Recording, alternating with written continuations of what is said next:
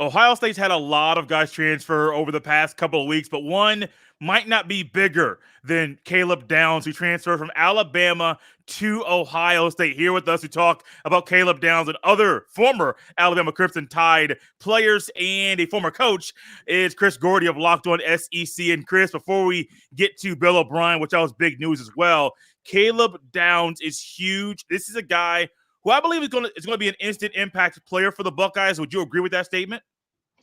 Yeah, absolutely. I mean, this kid was everything advertised and then some this past year for Alabama as a freshman. We had heard rumblings throughout last spring, this was going to be, this was one of their premier additions. But every year with Alabama, you never know. I mean, they always have 5 stars at every position. So, sometimes there's a log jam. Sometimes there's guys who step up and make an immediate impact. And Caleb Downs is one of those guys. I remember watching the Alabama spring game and seeing him hitting. And I think he had an interception in that game, I want to say. And it was like, okay, this kid's going to play right away. And sure enough, he did. Alabama opened the season with, Middle Tennessee State. And I want to say he had like 8 tackles in that one. And then going on the road to Texas, double-digit tackles in that one, a forced fumble. Just was an immediate impact player. And then, as the season went along, he had interceptions against in the Mississippi State game, against A&M, which was a 1-score game. So, it was just an immediate impact guy. And, not just, when you play the safety spot, sometimes there's guys who are the free roamers back there. Sometimes there's the guys who can come up and play the line of scrimmage. They might call him a box safety or whatever, but Caleb Downs can kind of do it all. Like, he can drop into coverage. He can come up and play the run. I mean, he can kind of do it all for you. So I'll be curious to see how Ohio State uses him, because Alabama kind of used him in a multiple different positions. But, just a really, really elite player for being just a freshman.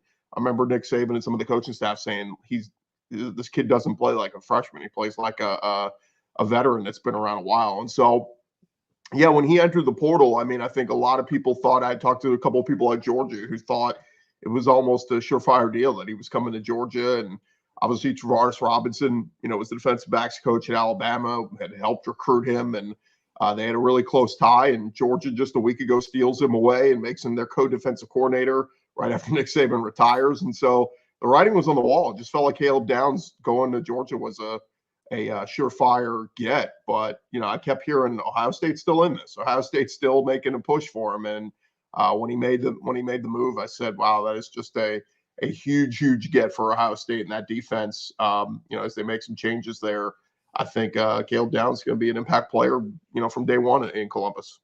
You're talking about him in a way that he doesn't sound like a freshman at all. And you said that earlier on, that he didn't really play like a freshman, didn't seem like one. And the coaches kind of said the same thing to you, probably multiple coaches as well. That's one thing that Ohio State, I believe, in the portal, they're trying to go out there and get not just guys that can be instant impact players, but also guys that don't play like young college football players that maybe they started before, but they still have a little growing up to do, or just figuring out of the football itself.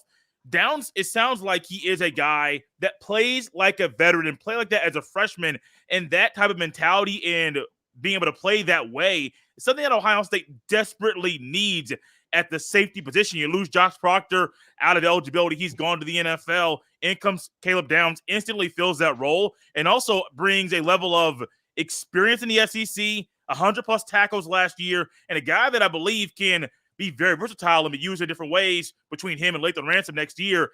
It's kind of a guy you need at your safety position.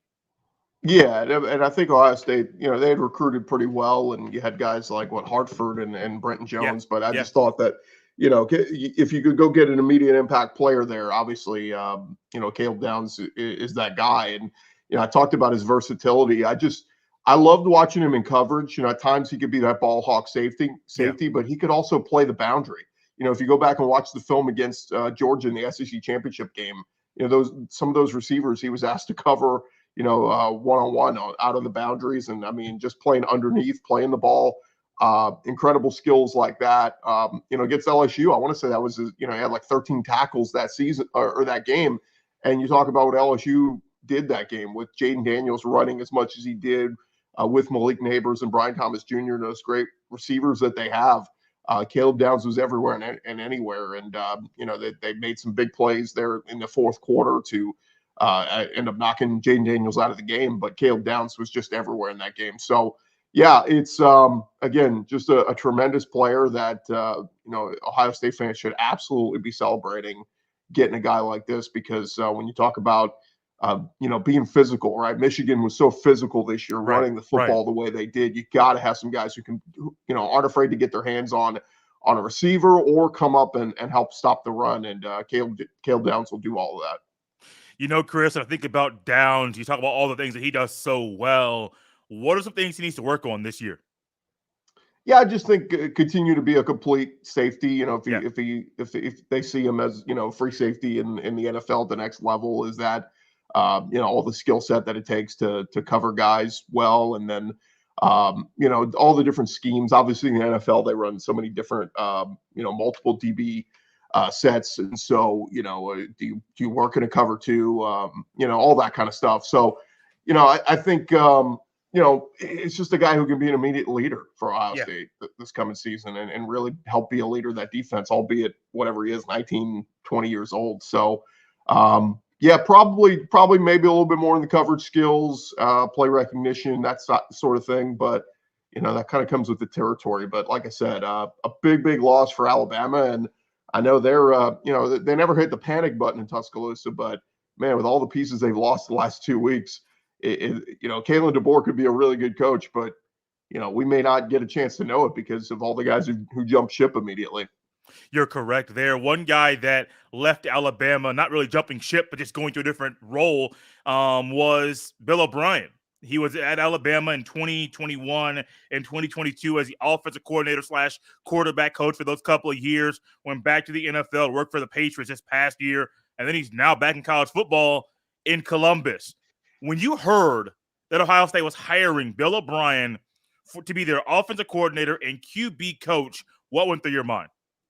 Well, I think a lot of people, it kind of became a punchline. Like the name Bill O'Brien kind of became a punchline in recent years. I will say this: I'm a little bit closer to the situation because I'm here in Houston and I cover the Houston Texans with my radio station, and so I've been around Bill O'Brien a ton.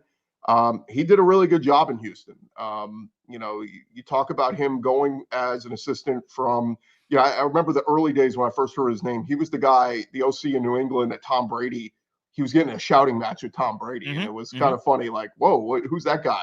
Then he goes to Penn State amid all the Sandusky, Joe Paterno aftermath and did a good job of getting them back on track. I mean, that whole thing was ready to crumble and Bill O'Brien did a good job. And so I had some people tell me at the time, Bill O'Brien's he's a good college coach, but his dream is still the NFL and he wants to be back in the NFL. And so, fast forward, he becomes the head coach of the Houston Texans. They end up drafting Deshaun Watson. The first few years before Deshaun Watson, he actually did a good job. It was a revolving door quarterback. They had Brian Hoyer. They had Ryan Mallett. They had Ryan Fitzpatrick. What's the guy? Osweiler. They had all these quarterbacks, and then eventually they hit on Deshaun Watson. But what all these things had in common? Bill O'Brien ran successful offenses with all those guys and made the playoffs and won the AFC South a handful of times. And so, we weren't necessarily calling him a quarterback whisperer, but he had schemes that worked. And when he got Deshaun Watson, man, it all came together and really clicked. Now, everything fell apart that last year with Watson, and it wasn't really the offense. The offense was fine. They were scoring a ton of points. It was just kind of a collective, everything behind the scenes falling apart. So, he's looking for a redemption. And so he goes to Tuscaloosa and joins Nick Saban. And, man, I'll say this. I thought he did a pretty good job running that offense at Alabama. Alabama, in the history of think about Alabama football and all their great history. They never had a Heisman-winning quarterback before Bryce Young. And Bill O'Brien was his coach and calling the plays. So, everybody in Tuscaloosa can poo-poo them all they want. There were things like where they would get 1st and goal from the 4 and they would throw the ball and it's incomplete or get picked off. That's where Alabama fans would get a gripe because they're like, no, we're used to running the football. And that's, old school mentality. Bill O'Brien does want to run the football and will run it well. And obviously bringing Quinshon Judkins from Ole Miss, they're going to do that very well. But those were kind of the gripes. There was never like, man, Bill O'Brien sucks. We only have 200 yards of offense today. It was never like that. It was just some of the decision making, like why are we throwing when we should be running and stuff like that.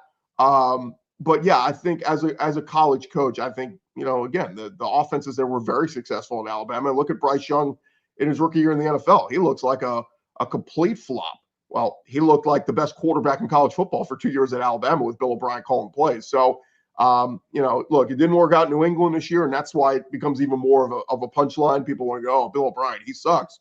Yeah, it was doomed from the get-go there with the quarterback situation, everything they had going there in New England. Obviously, Bill Belichick on the way out the door. So, but I do think Bill O'Brien can be a really good offensive mind in the college game, and I think Ryan Day kind of trusts him to go. And Ryan Day may still be involved a little bit, right? I mean, they'll put the game plans together and all that, but as a game day play caller in college football, I think Bill O'Brien's still a really, really good coach. And so, yeah, I think you'll hear a lot of negativity from people nationally, but if you're an Ohio State fan, you got to kind of look through that and go look at the numbers and go look at what Bill O'Brien actually did in his time in Tuscaloosa with all that 4- and 5-star talent.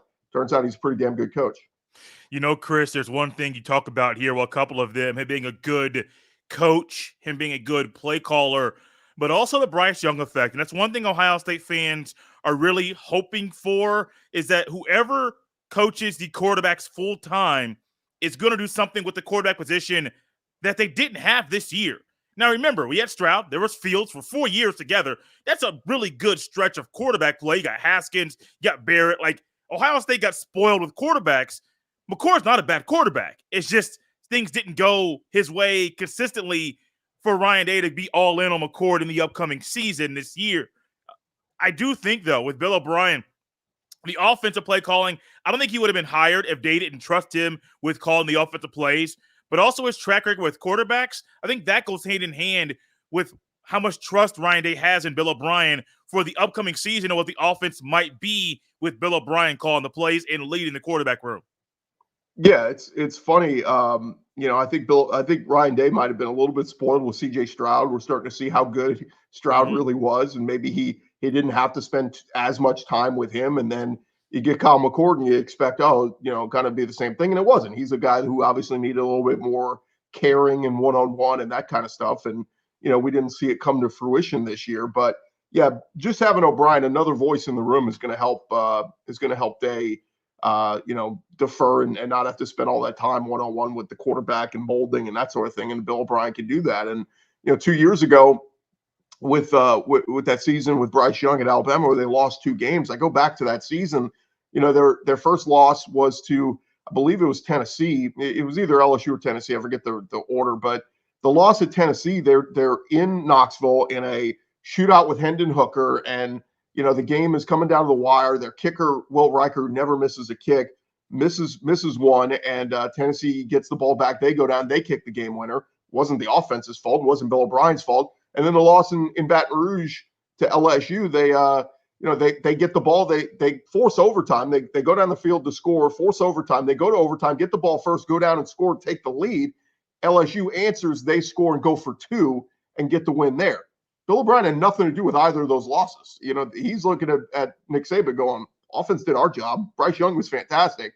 And then they go on to beat the hell out of, Kansas State in the Sugar Bowl. And, you look back on a season that what could have been, Bama probably should have been undefeated and playing for a national championship that year, and they probably would have won one. So, it's just funny. I look back on that year and, for everything that Bama fans wanted to blame and pointing fingers at Pete Golding, the DC, or Bill O'Brien as the OC. Bill O'Brien was fantastic as an OC. And so, yeah, I'm excited to see him with Will Howard. Obviously, we saw some nice glimpses of what Will Howard could do. And, now it's also sounding like Julian Sayin is going to, a guy that Bill O'Brien was helping recruit when he was at Alabama, and then ultimately he committed there, and then Bill O'Brien New England. But yeah, I mean, I think those ties might help there in bringing Sayin to Columbus.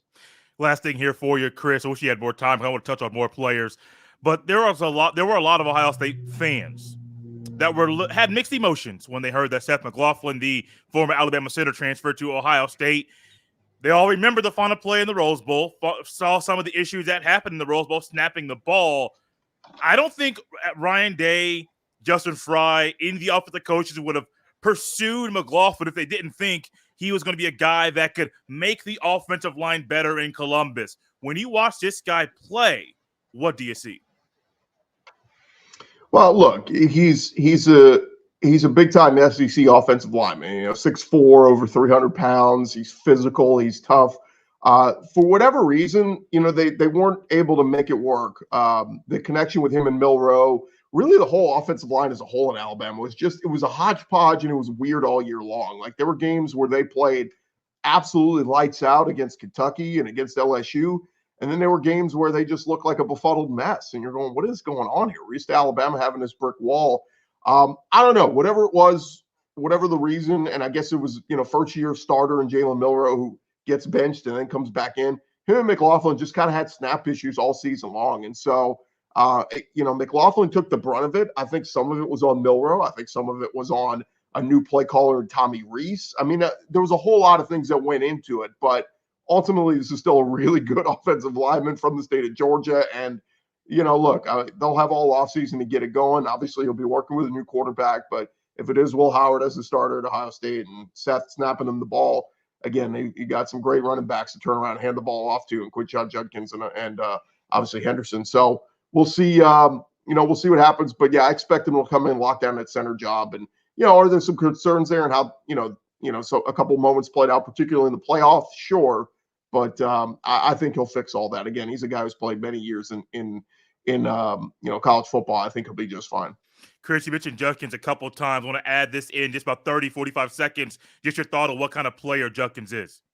He's a stud. I mean, he was the best running back in the SEC 2 years ago. And, for whatever reason, they had trouble getting him going early on this year. And as the year went along, he got going. And we saw those glimpses of what he looked like the year prior. So it's a big loss for Ole Miss. I'm surprised. NIL played a big part of it. They couldn't pay him what they wanted to pay him because they'd already paid out a ton of money to other guys. And then where there's some issues behind the scenes with getting into it with some players and coaches, whatever. That happens with 19, 20-year-olds. I'm not too concerned about that. But if he's coming to Ohio State, look, he knows he wants to be part of a winner and thinks he has a chance to win a championship there. And I think he'll probably be the leading rusher in the Big Ten when it's all said and done. I get it. He's going to split time, but man, he's so special with the ball in his hands. I think he'll be right there.